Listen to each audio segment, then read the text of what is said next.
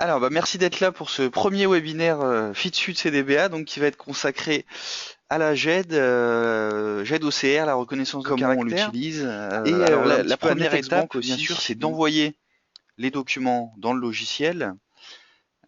Et donc ça se passe ici dans le menu qui s'appelle Envoi de doc à saisir. Alors, il est disponible côté client comme côté cabinet. Envoi de doc à saisir, je clique dessus.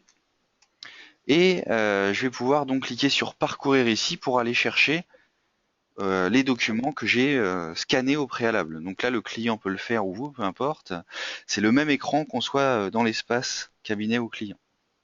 On peut, chaque dossier sur NetExcom a une adresse mail unique, donc qui apparaît ici. Et là, lorsqu'on écrit sur cette adresse, donc il n'y a pas de paramétrage à faire, hein. Dès que vous ouvrez un dossier, vous avez une adresse mail unique qui est prête à être utilisée dans le logiciel.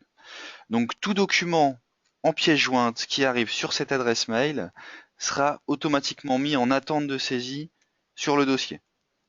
Donc l'avantage de cette solution, c'est qu'il n'y a pas besoin de l'enregistrer sur son ordi, de l'envoyer par mail, etc. Enfin, le client vous l'envoie à vous, vous l'aurez enregistré, tout ça, ça n'existe pas. Le client, dans son scan, il paramètre son adresse mail. Dès qu'il a une facture, il la met dans le scan, il appuie sur le bouton et ça arrive tout de suite en attente de saisie. Voilà, donc il y a deux méthodes d'envoi de documents, soit par le logiciel, soit par mail, qui correspondent pas exactement aux mêmes besoins, hein, puisque par mail, il prend tous les documents tels quels, alors que par le logiciel, on peut lui préciser le découpage, et donc ça peut être plus facile pour gérer un gros volume. Par exemple, on envoie 15 factures d'un coup comme ça, en précisant le découpage ici. Alors que si on veut faire un volume important d'un seul coup, là, c'est quand même préconisé de passer par le menu, pas par l'adresse mail. Après, un client qui a quelques factures par-ci par-là, il va plutôt passer par l'envoi par mail, parce que lui, il n'a pas besoin de gérer des découpages ou des choses comme ça. Il envoie au fur et à mesure. Euh, donc voilà, c'est vraiment deux besoins différents. Et plus il y a de factures, plus on va recommander de passer par le menu du logiciel. Donc soit par le menu, avec le bouton envoi de documents à saisir, soit par l'adresse mail unique du dossier, qui s'affiche en page d'accueil du logiciel dans l'espace cabinet, ou dans le menu ici, envoi de doc à saisir dans l'espace client. Alors, en sachant également que par l'envoi dans le logiciel, on peut aussi mettre pas de découpage ici. Vous voyez l'option. Et dans ce cas-là, pareil, il prend tout tel quel. Donc s'il y a 5 PDF différents avec des nombres de pages différents à chaque fois, c'est pas grave. Ce sera un fichier égal une pièce. Comme si c'était l'envoi par mail, hein, vous voyez. Voilà, donc pour la méthode d'envoi de documents, on va maintenant regarder comment saisir ces documents donc, qui sont arrivés par ces deux moyens. Donc quand on est dans l'espace client, vous voyez un bouton qui s'appelle Saisie sur doc ici, sur lequel je vais cliquer. Et on a l'écran donc de saisie sur document, avec à droite la facture qui a été envoyée, et à gauche le masque de saisie, donc qui est pré-rempli par la reconnaissance de caractère. Donc dans l'espace cabinet, quand je suis connecté donc dans le tout premier écran, dans la liste des dossiers ici, j'ai une colonne qui s'appelle GED, et je vois le nombre de documents en attente de saisie dans l'espace cabinet. De l'autre côté, on a la même chose, mais donc avec le masque professionnel avec débit crédit. Voilà. Sinon, le fonctionnement est le même, hein. La reconnaissance de caractère est aller lire les infos dans la facture pour les retranscrire dans le masque de saisie. Donc l'idée, c'est de faire une pré-saisie que vous pouvez ajuster si besoin. Alors là, ici, il n'y a aucun paramétrage à faire pour utiliser l'OCR. L'OCR apprend tout seul au fur et à mesure des saisies qui sont faites. Et donc la base est commune à tous les dossiers NetExcom en ce qui concerne l'OCR. Alors, une fois que c'est saisi, en bas, on peut cliquer sur comptabiliser. Et l'écriture donc est créée et le document PDF est attaché à l'écriture, ce que nous allons voir ici dans édition journaux. Mon journal d'achat, ici j'ai une facture qui a été saisie donc par la GED OCR et j'ai un logo GED qui apparaît ici à droite. Lorsque je clique sur ce logo GED, la facture apparaît. Donc le nom du document n'a plus vraiment d'importance en fait, c'est devenu une écriture comptable avec pièce attachée. C'est plus qu'un seul élément en fait. On n'a plus la compta d'un côté, la jette de l'autre. Nous avons un seul élément qui est une écriture comptable avec pièce attachée. Par contre, si vous estimez qu'il y a eu une erreur, le PDF est pas bon, vous pouvez en envoyer un nouveau. C'est-à-dire que si je clique dans édition journaux, Alors, je vais en prendre un où il y a une facture, ici. Vous voyez ici, donc j'ai ma facture, une facture déjà enregistrée, en dessous j'ai la pièce qui s'affiche, et j'ai un bouton qui s'appelle attacher.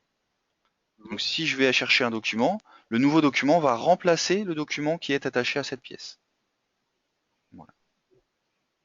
Et donc, tout cela, comme on l'a dit, on le retrouve dans la GED, puisque donc vous avez, à chaque fois que vous ouvrez un dossier sur NetExcom, une GED qui est prête, l'arborescence qui est créée automatiquement. Vous n'avez encore une fois aucun paramétrage à faire. Tous les dossiers que vous avez déjà activés sur le logiciel ont déjà cette GED qui peut être utilisée. Donc c'est une GED partagée avec le client. Donc vous avez tous les dossiers dont vous avez besoin pour tenir votre comptabilité, donc juridique, fiscale, sociale, etc. Le dossier permanent, on peut y renseigner les contrats, les baux, les missions, etc. Et c'est partagé avec le client, c'est-à-dire vous pouvez mettre des documents que le client pourra consulter et le client peut vous transmettre des éléments par ce biais-là. Les fonctionnalités sont très simples, hein. Vous avez l'arborescence de la GED à gauche et au centre, donc ça vous affiche les dossiers et les documents qu'il y a dedans. Vous pouvez aller créer des sous-dossiers, vous pouvez aller ajouter des documents, renommer un dossier ou le supprimer avec la corbeille. Donc vous voyez, 4 icônes, ça vous permet de tout faire très très simplement. Après, en tant que cabinet, vous avez quand même une fonctionnalité supplémentaire qui est la possibilité d'enlever la visibilité d'un dossier pour le client. Donc si je clique dans GED visualisation par exemple, je ne souhaite pas que mon client voit le dossier contrat, mais c'est quelque chose qui le concerne, donc je veux quand même le stocker dans la GED de ce dossier.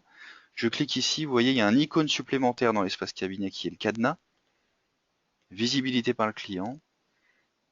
Et là, donc, le dossier, il va y avoir un petit cadenas rouge qui va apparaître, et cela signifie que le client ne peut pas accéder à ce dossier. On va le vérifier tout de suite. Vous voyez, là, je suis dans l'espace cabinet. Je vois le dossier, le contrat, avec un cadenas rouge. Je vais reprendre mon autre onglet pour retourner dans l'espace client. Je me reconnecte dans la GED.